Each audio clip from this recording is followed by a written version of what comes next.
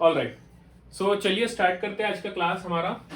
Class में देखो आज हम लोग ने क्या करना है, हम लोगों ने जो चैप्टर 1 किया है रियल नंबर्स पे जो एनटीएससी लेवल के क्वेश्चन बनते हैं और एग्जाम्पलर लेवल के क्वेश्चन बनते हैं, ये करना है सो दैट हमें जो एक बेसिक कॉन्सेप्ट की क्लैरिटी होती है ना, वो क्लैरिटी हमें मिले।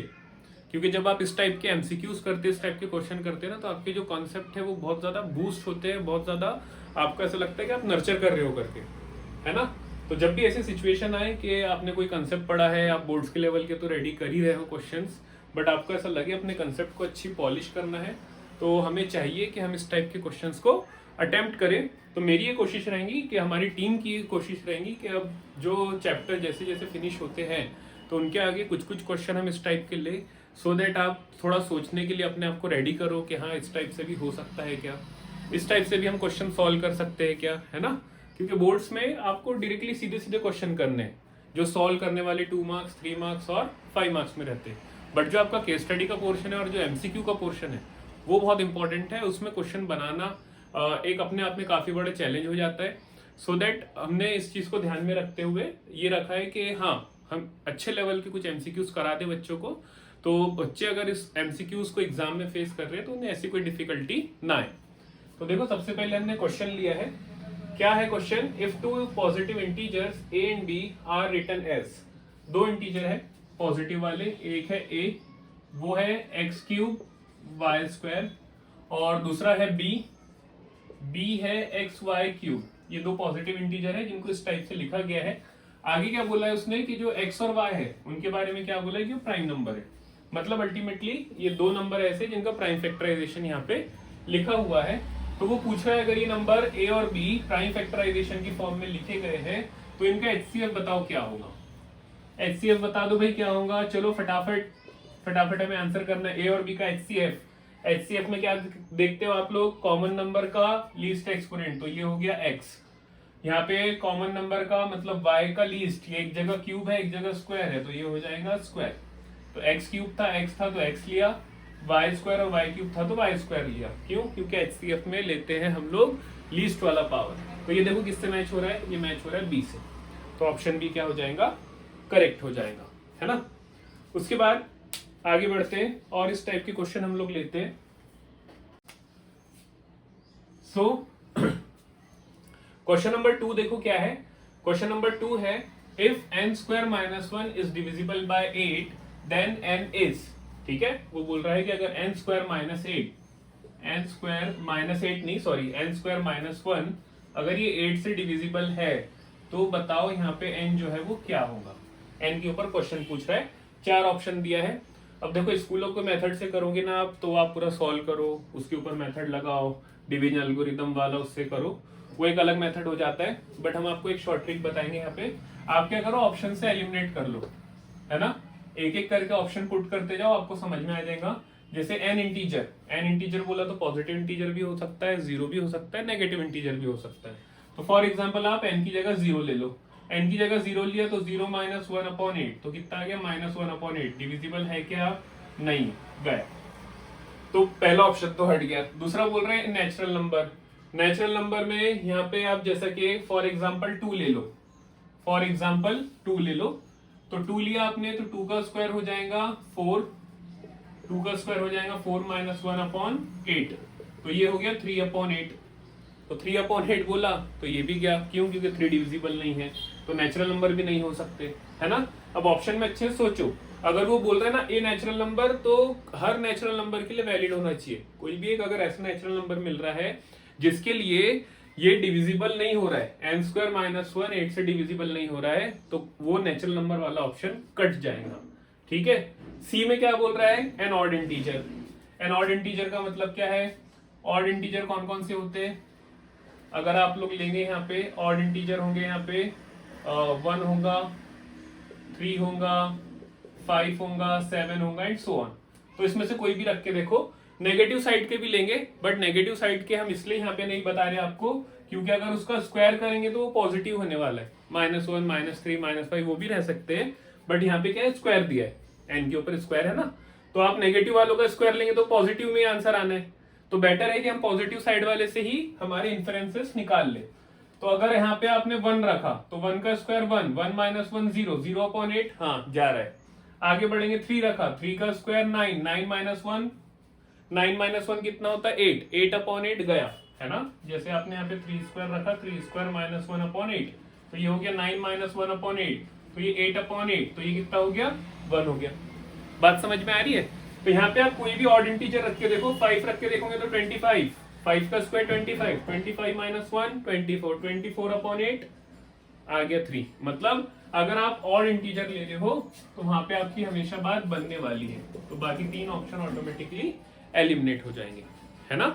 तो इस टाइप के थोड़े से क्वेश्चन अगर हम करते हैं तो एक हमारा बेसिक जो है रियल नंबर्स को लेके, नंबर्स को लेके, है ना, वो कंसेप्ट हमारा क्लियर होता है और हमारा जो नॉलेज है वो बूस्ट होता है। ठीक है, ऑलराइट। सो क्वेश्चन नंबर 3 से स्टार्ट करते हैं। क्वेश्चन नंबर 3 में देखो क्या बोल रहा है, the HCF of any two prime numbers A and B is, दो नंबर है, एक A है और एक B है और दोनों कैसे हैं, प्राइम है। तो पूछ रहा है इनका HCF क्या होगा, है ना। तो प्राइम नंबर क्या होते हैं, एक तो वो नेचुरल नंबर्स होते हैं, पहली बात ये याद रखना है। दूसरी बात, उसके प्राइम नंबर के दो ही डिवाइजर होते हैं, एक तो वो खुद होता है, दूसरा 1 होता है। तो फॉर एग्जांपल अगर मैं प्राइम नंबर लूं 2 और 3, तो बताओ इनका HCF कितना आएगा 1। अगर मैं लूं 2 और 5, इनका HCF 1। अगर मैं लूं 3 और 5, HCF 1। 3 और 7, HCF 1। 7 और 11, HCF 1। क्योंकि जो उनका हाईएस्ट कॉमन फैक्टर रहने वाला है वो सिर्फ और सिर्फ 1 ही रहेगा, है ना। तो जब भी दो प्राइम नंबर का HCF निकाला जाता है तो याद रखो वो कितना आता है, हमेशा 1 आता है। तो प्राइम नंबर क्या होते हैं, नेचुरल नंबर्स होते हैं जिसके दो ही डिवाइजर होते हैं, एक होता है वो खुद नंबर और एक होता है 1, है ना। तो इन चीज को ध्यान में रखते हुए ऐसे क्वेश्चन फॉर्म किए जाते हैं सो दैट आपके बेसिक्स जो है वो बहुत ज्यादा अच्छे से क्लियर हो, है ना। क्योंकि चैप्टर सिर्फ पढ़ लिया, एग्जाम के हिसाब से रेडी कर लिया, ऐसा नहीं है। सब्जेक्ट का आप जैसे जैसे इंटरेस्ट लेना चालू करोगे सब्जेक्ट में, स्पेशली मैथ्स में, तो आपको धीरे धीरे क्या होगा, जो हम लंगड़ा लंगड़ा के चलते हैं ना, हमेशा ट्यूशन लग रही है, हमेशा आपको जाना ही पड़ रहा है किसी का सपोर्ट लेने, ग्रेजुएशन में इंजीनियरिंग कर रहे हैं वहां जा रहे हैं ट्यूशन लेने, एमटेक कर रहे हैं वहां जा रहे हैं ट्यूशन लेने, है ना। तो ये जो चीजें हैं आपको लाइफ टाइम आपको किसी भी चीज पे डिपेंडेंट नहीं रहना है, अपने सब्जेक्ट को ऐसे रेडी करना है हमने कि एक टाइम तक अगर हमें जरूरत पड़ रही है सब्जेक्ट के लिए तो ठीक है ना। धीरे धीरे सब्जेक्ट में इंटरेस्ट जागे, ये सारी चीज को देखते हुए हम लोग इस टाइप की चीजें लेते हैं कि आपका सब्जेक्ट में इंटरेस्ट बने, कैसे आपने पढ़ा, कैसे अप्लाई करना सीखा, है ना। तो उस चीज को ध्यान में रखते हुए और आपके एग्जाम को भी ध्यान में रखते हुए इस टाइप के क्वेश्चन हम लोग आपको करवा रहे, ठीक है। तो नेक्स्ट क्वेश्चन से स्टार्ट करते हैं। क्वेश्चन नंबर 4 क्या बोल रहा है, what is the square root of 9 + 2 √ 14, है ना। स्क्वायर रूट हमने पढ़ा है 8th में, स्क्वायर रूट पढ़ा है हमने 8th में, पॉजिटिव इंटीजर्स का पढ़ा है, डेसिमल का पढ़ा है, नेगेटिव इंटीजर्स का पढ़ा है ना। उसी को आगे बढ़ाते हुए ये क्या है, ये एक सर्ड है। सर्ड का स्क्वायर रूट कैसे निकालोगे, 4 ऑप्शन दिए हुए यहाँ पे आपके पास, है ना।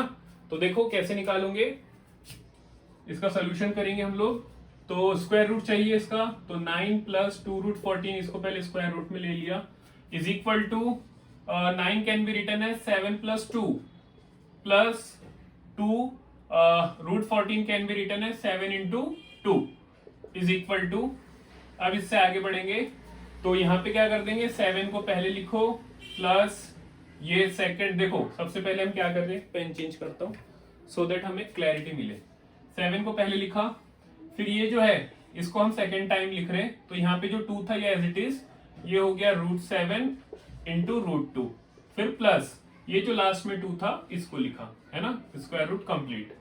अब इसमें थोड़ा सा और अल्टर करेंगे हम लोग, तो ये ये जो 7 है इसको हम लिख सकते हैं √7 का स्क्वायर प्लस 2 √7 × √2 प्लस 2 को कैसे लिख सकते हैं हम लोग, √2 का स्क्वायर। अब ये क्या बनते हुए दिख रहा है, बताओ क्या बनते हुए दिख रहा है, ये a² + 2ab + b²। तो स्क्वायर रूट के अंदर क्या आ जाएगा, ये √7 + √2 का whole square is equal to, है ना, √7 + √2 का होल स्क्वायर। अब ये स्क्वायर से बाहर वाला स्क्वायर रूट गया तो बचा क्या, सिर्फ √7 बचा और उसके प्लस में कितना बचा, √2 बचा। देख लो भाई कौन सा ऑप्शन है, मिला दो उसके साथ। ये थोड़े थोड़े यहाँ पे ना हमें फॉर्मूले आने चाहिए, यहाँ पे हमें थोड़े बहुत अच्छे से फॉर्मूला आने चाहिए कि भाई अगर मैं बोलूँ आपको 8 का a plus B whole square वाली आइडेंटिटी क्या होती है सर? सर तो ये होती है a plus B whole square वाली आइडेंटिटी, याद रखो।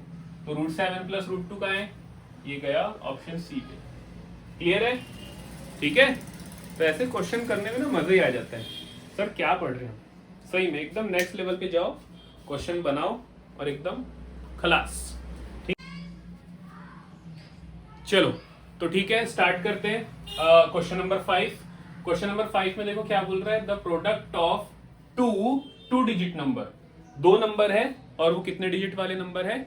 2 डिजिट वाले नंबर है। उनका प्रोडक्ट, उनका मल्टीप्लीकेशन कितना दिया हुआ है हमको? 2160। हमें पता नहीं वो नंबर कौन से, दो नंबर है और वो 2 डिजिट वाले नंबर है। उनका प्रोडक्ट हमें दिया है 2160 और उनका HCF दिया है हमें 12। हाँ, ये अच्छी चीज दे दी है हमें, HCF से हमारा काम आसान हो जाएगा। उनका जो हाईएस्ट कॉमन फैक्टर है वो कितना है? 12।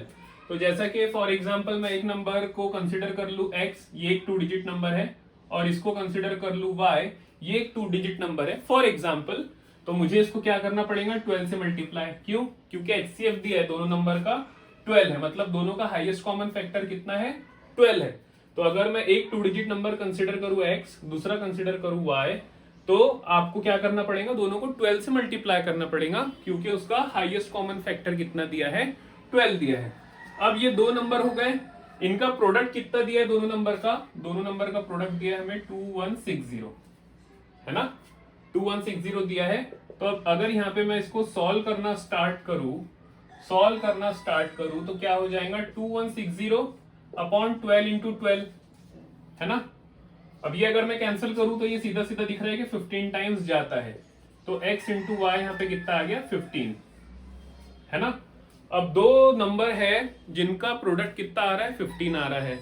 तो क्या हो सकता है? वो दो नंबर क्या हो सकते हैं, है ना? जैसे x एक था और y एक था, ये दोनों का मल्टीप्लीकेशन मुझे 15 दिख रहा है। तो क्या होगा?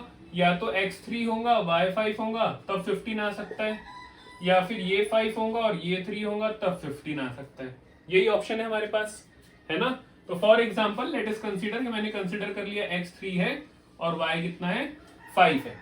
जैसे ही मैंने कंसीडर किया x 3 है और y 5 है, तो मैंने जो एक्चुअल नंबर कंसीडर किया था वो क्या थे? वो तो थे 12x और 12y, है ना? क्योंकि HCF के साथ ही तो नंबर को लिया जाएगा। दोनों का जब HCF 12 है तो उन्हें 12 से मल्टीप्लाई करना पड़ेगा, तभी वो नंबर पूरे कंप्लीट होंगे, है ना? तो x मैंने 3 ले लिया, y मैंने 5 ले लिया फॉर एग्जांपल। तो यहाँ पे क्या हो गया? 12 इंटू 3, तो ये हो गया 36, और यहाँ मैंने रखा 12 इंटू 5, तो ये हो गया 60। तो ये तो आ गए दो नंबर 2 डिजिट वाले जिनका HCF कितना है? 12 है, और जिनका प्रोडक्ट कितना है? 2160 है। करके देखो तो ये बराबर आता है, ठीक है? बट उसने नंबर नहीं पूछा था, उसने पूछा था सम बता दो भाई, आप सम बता दो। यानी वो भी बैठे बैठे कुछ ना कुछ न्यू निकालते हैं, सो दैट बच्चे सोचे। हमारे लिए अच्छा है, क्योंकि एज ए स्टूडेंट हमें बहुत सारी चीजें सब्जेक्ट में लगती है जिससे हमारा दिमाग सोचना स्टार्ट करे। मैथ्स में अगर आपने सोचना नहीं सीखा तो फिर मैथ्स पढ़ के आपका फायदा नहीं है, ठीक है? तो सम पूछ रहा है तो इन दोनों का ऐड कर लो। तो 60 और 36 को जैसे ही मैं ऐड करूंगा तो 96 कहाँ आ रहा है भाई? Option C. तो ऑप्शन सी में हमें साफ साफ दिख रहा है कि 96 जो रहेगा वो हमारा करेक्ट ऑप्शन रहेगा, है ना? तो ये कुछ क्वेश्चन है जो हमने करने हैं, सो दैट हमारा जो एमसीक्यू पार्ट रहता है पेपर में वो अच्छा हो जाए। अभी तो आगे चल के एमसीक्यू बढ़ने वाले हैं वैसे भी आपके एग्जाम्स में, तो इससे आपके कंसेप्ट भी स्ट्रांग होते हैं, बेसिक्स भी स्ट्रांग होते हैं, और आपका जो एमसीक्यूज का पोर्शन है वो भी अच्छे से आप लोग एग्जाम में कर सकते हो। आज हम लोग यहीं पे रोकते हैं। आपको वीडियो अच्छा लगा तो शेयर जरूर करना, लाइक जरूर करना। आपको और कुछ चाहिए एक्स्ट्रा तो कमेंट में बताना कि हमें सर और भी कुछ चाहिए, वो आप हमें एज ए वीडियो में डाल दो या फिर एज ए नोट्स दे दो हमें, ठीक है? और चैनल को सब्सक्राइब करना मत भूलो, चैनल को सब्सक्राइब करो। आज की क्लास के लिए इतना ही। Thank you so much.